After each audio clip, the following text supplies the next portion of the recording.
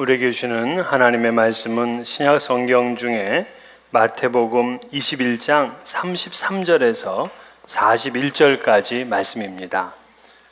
신약 성경 35면에 있습니다. 마태복음 21장 33절에서 41절까지 이 계시의 말씀을 봉독할 때 살아계신 하나님의 음성을 들으실 수 있기를 바랍니다. 다른 한 비유를 들으라. 한 집 주인이 포도원을 만들어 산 울타리를 두르고 거기에 집 짜는 틀을 만들고 망대를 짓고 농부들에게 새로 주고 타국에 갔더니 열매 거둘 때가 가까움에 그 열매를 받으려고 자기 종들을 농부들에게 보내니 농부들이 종들을 잡아 하나는 심히 때리고 하나는 죽이고 하나는 돌로 쳤거늘 다시 다른 종들을 처음보다 많이 보내니 그들에게도 그렇게 하였는지라. 후에 자기 아들을 보내며 이르되 그들이 내 아들은 존대하리라 하였더니 농부들이 그 아들을 보고 서로 말하되 이는 상속자니 자 죽이고 그의 유산을 차지하자 하고 이에 잡아 포도원 밖에 내쫓아 죽였느니라. 그러면 포도원 주인이 올 때에 그 농부들을 어떻게 하겠느냐? 그들이 말하되 그 악한 자들을 진멸하고 포도원은 제때의 열매를 바칠 만한 다른 농부들에게 새로 줄지니이다. 아멘. 1860년 9월에 이 미국 미시간 호수에서 유람선 한 척이 암초에 부딪혀 침몰하는 대형 사고가 발생했습니다. 배 침몰과 함께 배에 타고 있던 사람들 모두 다 빠져 죽게 됐습니다. 근데 당시에 이 대학교 수영 선수였던 이 스펜서라는 청년이 있는 힘을 다해서 17명의 목숨을 구했습니다. 그래서 연일 매스컴에서 그의 영웅적인 행동을 대서특필했습니다. 그리고 꽤 오랜 세월이 지났습니다. 이 토레이 박사가 집회를 하고 있던 어느 날 이 스펜서라는 나이든 노인이 그 집회에 참가를 한 겁니다. 그 집회에 스펜서가 왔다니까 이 토레이 박사가 대단히 기뻤습니다. 그리고 그를 소개했어요. 모든 집회가 마친 후에 이제 두 사람이 대화를 하게 됐습니다. 이때 토레이 박사는 그 스펜서에게 이렇게 물었습니다. 그 당시 당신이 목숨을 구해준 17명 중에서 혹 몇 명이나 감사를 표시했습니까? 그랬더니 스펜서는 가볍게 웃으면서 한 사람밖에 없습니다. 그것도 어린 소녀 한 사람밖에 없습니다. 근데 그 소녀는 지금까지도 크리스마스 때면 어김없이 저에게 감사 카드와 선물을 보내오고 있습니다. 아니, 자신의 목숨을 구해줬는데 어떻게 감사하다는 표현을 이렇게 안 하고 살 수 있을까? 나 같으면 그냥 웬만한 거 그냥 다 갖다 주면서 고맙다고 할 것 같은데 말이에요. 그런데 현실은 그렇지 않습니다. 감사를 잃어버리고 살아가는 사람들이 너무나 많은 거죠. 감사하기보다는 오히려 불평할 일들을 더 찾는 것이 오늘 우리의 현실입니다. 그러나 하나님을 믿는 하나님 자녀의 특징이 뭐냐? 감사예요. 성경에 이 감사라는 단어가 178회나 나옵니다. 제사를 드릴 때 감사해라. 구원해 주신 것을 감사하라. 성전을 섬길 때 감사하라. 전쟁에 나갈 때도 감사하라. 심지어 범사 모든 상황에서도 하나님께 감사하라 하고 말씀합니다. 왜? 감사가 그리스도인의 특징이거든요. 내 삶에 감사가 없다 한다면은 정말 내가 참된 그리스도인의 삶을 살고 있는지 물어야 됩니다. 우리가 가지고 있는 성경 마태, 마가, 누가 이 세 가지 복음서에 똑같이 비유가 다 들어가 있는데요. 세 권의 복음서에 다 들어가 있는 비유는 5개밖에 없습니다. 근데 우리가 읽은 본문이 바로 그 중에 한 개입니다. 얼마나 이 비유가 중요하기에 3개의 복음서에 다 들어가 있냐고요. 오늘 이 내용 여러분들이 보신 그대로입니다. 포도원 주인이 새로 포도원을 만들었습니다. 울타리를 두르고 포도즙 틀을 파고 그리고 망대까지 세웠습니다. 그리고는 농부들에게 임대를 주고 이분은 먼 타국으로다가 떠났습니다. 예수님 당시에는 그 외지에 있는 유대인들이나 로마 사람들 중에서 이 팔레스타인 경작지에 투자하는 사람들이 많습니다. 그래서 수확을 하게 되면 주인과 소작인이 반반씩 그 소출을 나눕니다. 그래서 이 비유를 예수님 말씀하실 때 청중들은 너무나 익숙한 일상적인 그러한 이야기였습니다. 근데 오늘 본문에 보게 되면 이 본문의 농부들은 주인이 소작료를 받아오라고 보낸 종들을 보더니만 때려서 돌로 쳐 죽였어요. 그래서 주인이 더 많은 종들을 보냈더니 그들도 역시 때려 죽였습니다. 이번엔 주인이 내 아들을 보내면 존대하지 않겠는가 싶어서 아들을 보냈습니다. 웬걸요? 이 아들이 이 포도원의 상속자니까 저놈만 없애면은 이거 다 우리가 갖겠구나 싶어서 아들까지 죽였다 하는 얘기입니다. 이 비유를 예수님이 언제 말씀하셨느냐 하면은 이제 곧 십자가에 달려 돌아가시기 직전에 예루살렘으로 입성하시잖아요. 그 입성하기 직전에 하신 말씀입니다.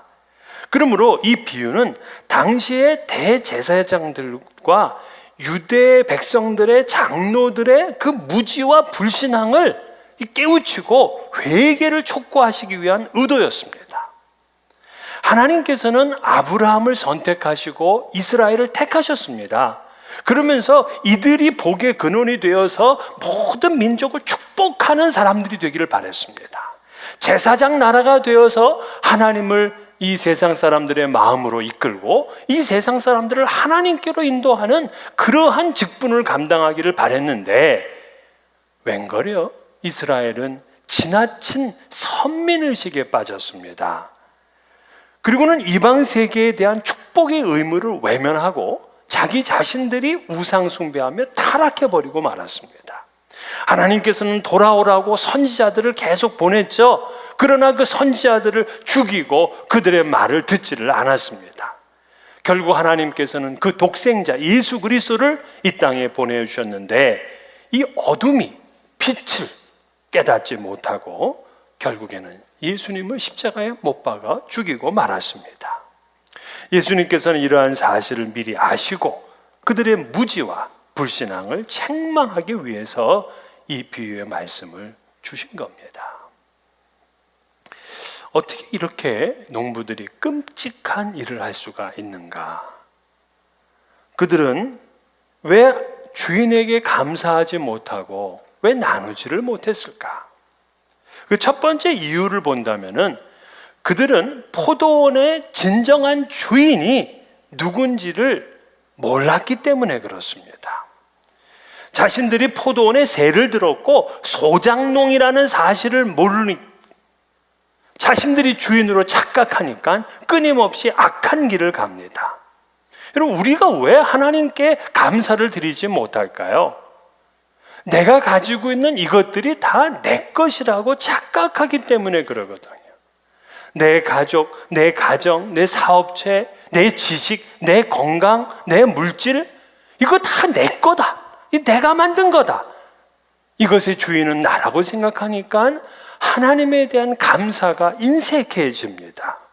그러나 여러분, 아니에요. 자녀도 내 것이 아니야. 성경에 보면 자녀는 하나님의 기업이라 그랬어요.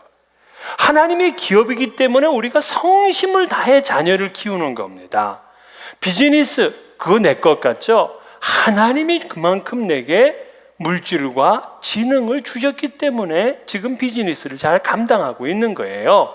하나님이 주신 것이니까 우리가 지혜롭게 최선을 다하는 겁니다. 왜? 비즈니스의 주인이 하나님이시거든요. 교회의 주인이 하나님이기 때문에 우리가 대충 교회 생활을 할 수가 없습니다. 왜? 하나님의 것이기 때문에 우리가 헌신과 정성을 다하여 교회를 섬기는 것이죠. 하지만 이 본문의 농부들은 한 해 동안 농사를 지어서 소출을 거둬 보니까 이거 주인 할 만하거든요. 그러니까 그 포도원의 주인이 정작 보낸 하인들도 죽이고 상속자인 아들까지도 죽였습니다. 이들은 전혀 그 주인의 은혜를 깨닫지를 못합니다. 만약에 주인이 이들을 갖다가 지금 소작농으로 쓰지 않았다면 이 사람들은 아직도 일자리가 없어서 정말 힘들고 어려운 살림을 해야 될 사람들이라고요. 실업자가 될 사람들입니다. 주인이 배려해서 그들에게 세를 주고 일자리를 주었는데 이 개구리가 올챙이적 생각을 못한다고 이들은 다 잊어버리고 만 것입니다. 오늘 우리도 그렇죠. 이 땅에 태어나면서 여러분 뭘 가지고 태어났습니까? 손에 아무것도 갖지 못하고 벌거벗은 채로 태어났다고요. 근데 세월이 지나면서 우리는 옷들도 꽤 많고요. 자동차도 있고 집도 있고 그리고 통장에 그것도 좀 있고 말이에요. 꽤 많은 것을 이제 가지게 되었다고요. 이처럼 하나님께서 이 모든 것을 우리에게 주셨다 하는 마음을 가질 때에 감사하는 사람이 됩니다. 오늘날 우리의 미국이 점점 풍성해지면서 감사를 잃어버려가고 있습니다. 과거의 미국은 없으면서도 감사를 드릴 줄 아는 나라였어요. 그래서 하나님이 더 큰 은혜를 주셨습니다. 신앙의 자유를 찾아서 이 미국에 온 영국의 청교도들은 117일간의 험난한 항해 끝에 그 미국 동북부 플리머스라는 항구에 도착을 했습니다. 근데 그들이 첫 발을 딛는 그 날이 12월 26일이에요. 얼마나 춥습니까? 그래서 그들은 추위와 식량 부족으로 그 다음에 봄이 될 때까지 44명이나 죽었습니다. 그들이 영국에서 밀과 보리씨를 가져와서 이거를 추수를 해 씨를 심고 그리고 수확을 얻어보려고 했지만 이 땅을 모르기 때문에 결국에는 하나도 소출을 거두지 못했습니다. 추위와 굶주림에 그들은 고통을 당해야 됐고 미래의 불안으로 그들은 염려하는 하루하루를 보내야 됐습니다. 근데 바로 그때에 당시 원주민이었던 인디언의 추장 이 사모세트가 몇 종류의 씨앗을 가져온 겁니다. 그리고는 이걸 재배하는 방법을 가르쳐 줬어요. 그래서 그거를 그대로 해봤더니 거기서 옥수수가 자라나고 호박이 자라나고 그리고 감자가 열리는 겁니다. 핵곡식을 추수할 수 있게 되었어요. 청교도들은 이러한 것을 추수할 수 있게 해주신 하나님께 감사하고 그리고 이제 인디언들을 초청해서 함께 축제를 벌였습니다. 그들이 신대륙에 도착한 지 3년 뒤에 매사추세츠주의 주지사였던 윌리엄 브래드포드는 감사절을 제정하고 모든 청교도들이 지킬 것을 공포했습니다. 그리고 나서는 이것이 점차 미국 전역으로 확산되기 시작하더니만 1789년 미국의 초대 대통령이었던 조지 워싱턴 대통령이 11월 26일을 추수감사절로 선포합니다. 하지만 3대 대통령이었던 제퍼슨은 이것이 왕정시대의 유산이다 하는 이유로 중지를 시킵니다. 그래서 50년 동안은 추수감사절을 지내질 못해요. 그러다가 50년 후 링컨 대통령이 다시 국가적인 국경일로 선포합니다. 그 후 이제 역대 대통령들마다 땡스기빙 데이가 되면 감사 메시지를 이제 발표하는 것이 전통이 됐습니다. 근데 그 중에 26대 대통령이었던 시어도어 루즈벨트 대통령의 메시지가 인상적입니다. 이렇습니다. 험하고 고생스러운 시대에 초라한 경제력을 가졌던 우리 조상에 비하면 지금 우리는 훨씬 편하고 풍요로운 시대에 살고 있습니다. 그러나 오늘날 미국의 위기는 좋은 것을 주신 하나님께 감사하지 않는 데 있습니다. 그는 하나님께 감사하지 않는 세상을 위기라 이렇게 예언을 한 것이죠. 왜 점점 감사하지 못하느냐? 이 땅의 참 주인이 누구인지를 자꾸 잊어버리기 때문에 그렇습니다. 오늘 우리의 삶에, 우리의 모든 소유에 주인이 누군지를 모르면 감사할 수가 없게 돼요. 또 두 번째, 왜 이 농부들이 감사하지 못하느냐 하면은 자신의 열매를 나누는 마음이 없이 욕심으로만 가득 찼기 때문에 감사하지를 못하는 겁니다. 자, 주인이 종들을 보낸 이유는 뭐냐면 니들의 열매를 나누자 그러는 거예요. 그런데 농부는 100% 자기네들이 갖고 싶은 것입니다. 나누려고 하지 않는 이 세상은 비극이 시작이 되는 거예요. 지금 한국은 아주 실망과 분노로 들끓고 있습니다.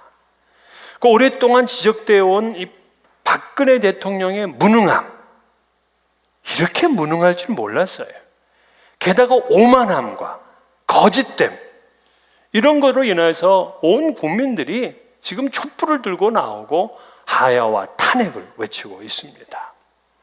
하나씩 그 진실이 벗겨질 때마다 너무나 부끄럽고 이 깊은 상실감을 느끼고 있는 거죠. 그녀의 아버지 박정희 대통령도 잘하지 못했어요. 그때 유행했던 노래가 있습니다. 김민기의 작은 연못 아시나요? 깊은 산 작은 연못 아주 작은 연못에 지금은 더러운 물만 고이고 아무것도 살 수 없지만 먼 옛날 이 연못에 예쁜 붕어 2마리 살고 있었다고 전해지지요. 깊은 산 작은 연못. 그러면서 이제 그 이유가 쭉 나오는 게 그 다음인데 이거는 제가 읽어드리겠습니다. 어느 맑은 여름날 연못 속의 붕어 2마리 서로 싸우다 한 마리가 물 위에 떠오르고 그 몸 살이 썩어 들어가 물도 따라 썩어 들어가 연못 속에서는 아무것도 살 수 없게 되었죠. 깊은 산 오솔길 옆 자그마한 연못에 지금은 더러운 물만 고이고 아무것도 살지 않죠. 연못에 2마리 물고기가 살았는데 저놈만 없으면 내가 연못을 다 차지할 것 같아 피 터지게 싸워서 죽였더니만 그 고기에 살이 썩어 들어가서 결국에는 자신도 죽었다 하는 이런 슬픈 노래죠. 바로 더불어 살지 못하는 이 세상을 비판한 노래입니다. 감사할 줄 모르면 나누려고 하지를 않습니다. 감사하지 않으면 더불어 살 줄 모르는 거죠. 오늘 포도원 농부들이 그랬습니다. 그들이 감사가 없었기 때문에 소출을 나누려고 하지를 않습니다. 누가복음 12장의 부자도 풍성한 소출을 얻었지만 그의 삶에는 나눔이 없었습니다. 나만 가지고자 하니까 하나님께서 그 영혼을 그날 밤 부르시겠다는 거잖아요. 또한 부자와 나사로 얘기 너무나 잘 아시죠? 부자가 뭐 잘못입니까? 왜 부자가 지옥불에 떨어지고 그 거지 나사로는 아브라함의 품에 안겨서 그렇게 행복하게 삽니까?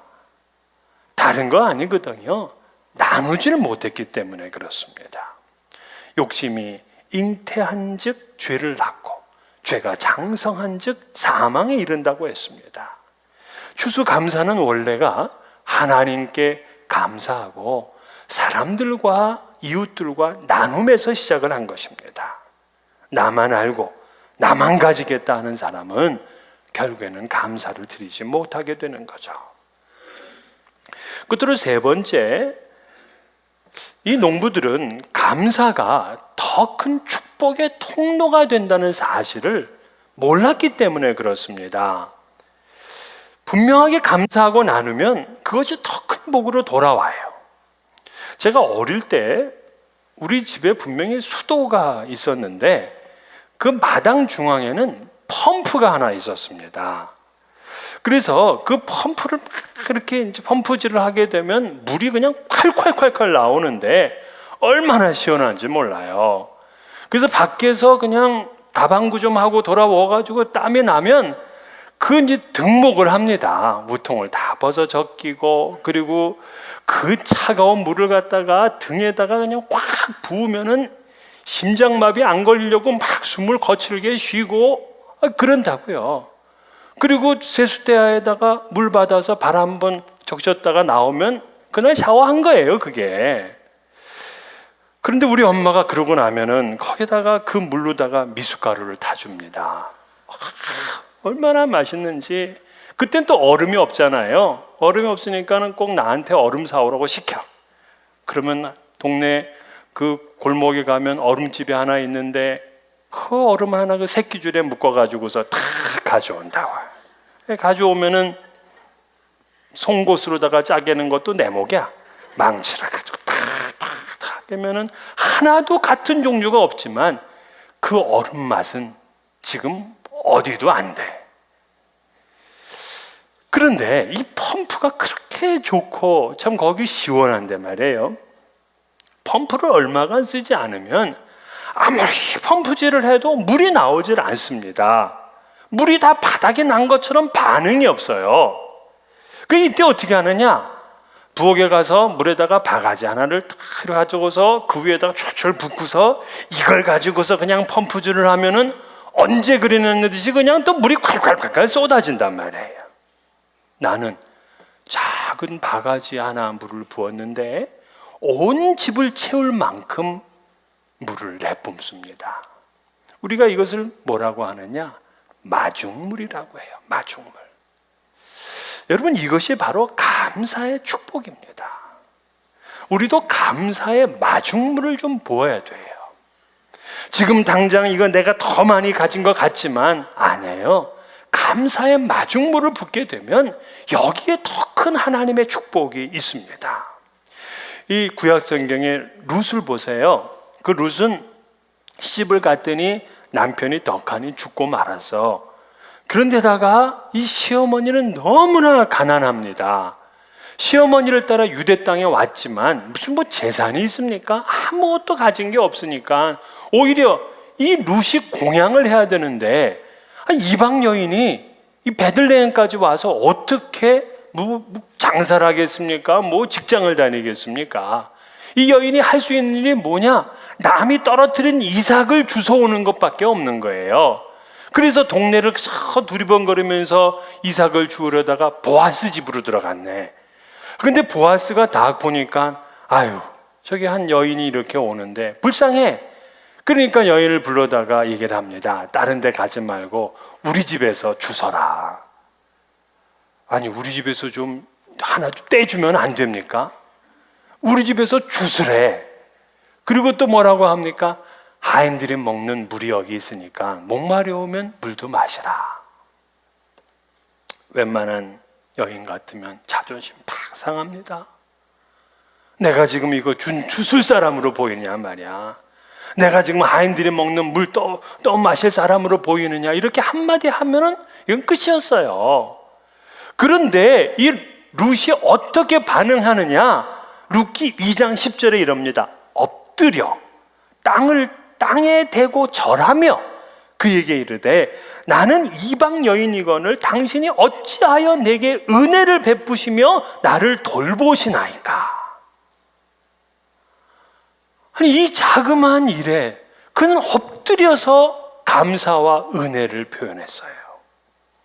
주워 먹는 것도 은혜고 하인들이 먹는 물이라도 먹는 것이 은혜인 줄 알았습니다. 결국 그가 보아스의 마음을 얻게 해요. 그래서 이 보아스와 결혼해서 잘 먹고 잘 살았다가 우리 성경에 얘기잖아요. 그러더니만 그들은 나중에 예수님의 조상이 돼요. 다윗의 조상이 됩니다. 감사의 마중물을 부었더니 없는 것 같았는데 거기서 철철철철 넘치는 하나님의 축복이 있습니다. 그런데 이 포도원의 농부들은 주인도 몰라보고 은혜도 생각하지 못합니다. 열매를 나누지 않고 자기만 가지려고 합니다. 이게 더 큰 축복인 걸 모릅니다. 그러니까 결국에 오늘 이 비유의 마지막은 뭡니까? 그들 모두 다 진멸당하고 포도원 빼앗겼다는 얘기예요. 그러므로 여러분, 이 감사가 우리의 인생에서 얼마나 중요한지 몰라요. 물론 받은 것에 감사할 줄 아는 것도 이것도 참 대단한 믿음이에요. 우리 아이들 옛날에 자랄 때 보면은 제가 얘네들이 좋아하는 게임기가 있다고요. 그러니까 특별한 날이 되면 게임기를 하나 탁 사가지고 들어가서 아빠가 이거 사왔다 그러면 이 세 놈이 달려들어서 뭐 아빠 최고야 그러고 뭐 감사합니다 땡큐 그러고 막 방방 떠요. 몇 초간. 예. 받으면 감사하고 기뻐하는 신앙, 그 귀한 신앙이에요. 하지만 이 정도는 어린아이 신앙입니다. 이 받은 것에 대해서, 얻은 것에 대해서 감사하는 것보다 더 큰 신앙이 있는데 그건 뭐냐면 잃은 것에 대해서도 감사하는 신앙이에요. 잃은 것에 대해서도 감사하는 신앙은 세상이 감당을 못해요. 사단도 그들을 유혹할 수가 없습니다. 아담과 하와는 모든 걸 다 누렸는데 한 가지만 못 누렸어요. 그것이 감사하지 못해 결국 그들의 범죄로 인해서 모든 인류가 죄악에 빠져버리고 말았습니다. 그러나 성숙한 신앙인은 모든 걸 다 누리지 못해도 한 가지 누릴 수 있으면 그것으로 인해서 감사할 줄 아는 사람이라고요. 주님의 교회를 담임했던 그 이재철 목사님이 이분이 이제 교회를 사임하면서 책을 한 권 썼습니다. 회복의 목회라는 책이었는데 그 책 중에 보면은 당신이 이제 목회를 할 당시에 일어났던 한 가지 일을 거기에 이렇게 적어 놓은 것을 제가 보면서 아주 큰 감동을 받았습니다. 그 내용을 잠깐 여러분에게 소개하면 이렇습니다. 교회 전교인 여름 수련회를 갔습니다. 그런데 이때 소년부 어린이 하나가 생명을 잃은 사고가 발생했습니다. 전혀 사고가 날 장소가 아닌 연수실 내에서의 사고사였기에 일종의 안전사고였습니다. 저와 교우들은 큰 충격을 받았습니다. 가슴이 찢어지는 듯 했습니다. 이제 교회가 큰 시험에 들게 됐습니다. 그러나 저는 이 사건 때문에 5번을 놀랐습니다. 첫째는 수련회장에서 아이가 죽은 것에 놀랐습니다. 둘째는 그러나 그 부모가 의연했던 것에 놀랐습니다. 셋째는 장례 예배 시에 그 아이의 아버지인 집사님의 인사말에 놀랐습니다. 그 아버지 정 집사님은 교인들 앞에 서서 5가지 감사를 드렸습니다.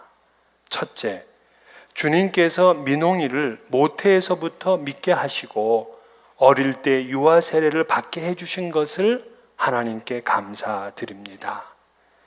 둘째, 이 세상의 죄악과 탐욕에 오염되기 전 순결한 영혼의 상태로 아들을 하나님 나라로 불러주셨음을 하나님께 감사드립니다. 셋째, 교통사고나 세상의 굳은 일로 부르신 것이 아니라 하나님을 사랑하여 말씀을 배우던 수련회장에서 하나님 나라로 불러주셨음을 하나님께 감사드립니다.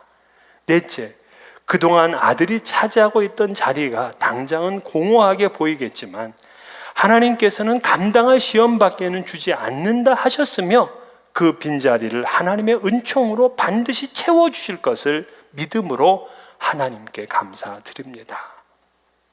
다섯째, 그리고 마지막으로 사고 이후에 교인들이 보여준 사랑에 대하여 교인들에게 감사드립니다. 그날 이 교인들은 모두 깊은 이 깨달음과 함께 뜨거운 눈물을 흘렸습니다. 그러나 그것으로 끝난 것이 아니었다 그래요. 이 목사님이 2번 더 놀랬다고 쓰고 있습니다. 이렇습니다. 그 다음 주일 그 집사님 가족은 하나님께 감사드리기 위해 강단에 꽃을 바치고 교인들에게 감사를 표하기 위해서는 전 교인이 먹을 분량의 떡을 준비한 것을 보고 놀랐습니다. 그 사고로 인해서 교회가 시험에 빠지지 않고 오히려 은혜 속에서 더욱 굳게 세워지는 것을 보고 놀랐습니다. 그 후에 하나님께서는 이 정집사님 가정에 아들 하나, 딸 하나를 더 주어서 지금은 보석과 같이 하나님의 은혜 가운데 잘 자라고 있다 하는 그런 이야기가 기록되어 있었습니다. 농부들은 진정한 포도원 주인을 몰랐고 나누는 것보다는 탐욕이 앞섰고 또 감사가 더 큰 축복의 통로라는 것을 깨닫지 못하기 때문에 감사하지 못했습니다. 결국 그로 인해서 진멸을 당하는 대상으로 전락해버리고 말았습니다. 예수 믿는 사람은 어떠한 상황에서도 감사를 드리는 사람입니다. 감사하는 사람은 이 세상이 그를 이기지를 못합니다. 범사에 감사하라. 이것이 그리스도 예수 안에서 너희를 향하신 하나님의 뜻이라고 하였습니다. 염려할 일이 많습니까? 감사의 마중물을 넣어보세요. 낙심할 일이 많습니까? 감사의 마중물을 넣어보세요. 감사로 인해서 더 큰 복이 여러분에게 넘쳐나시기를 주의 이름으로 축원합니다.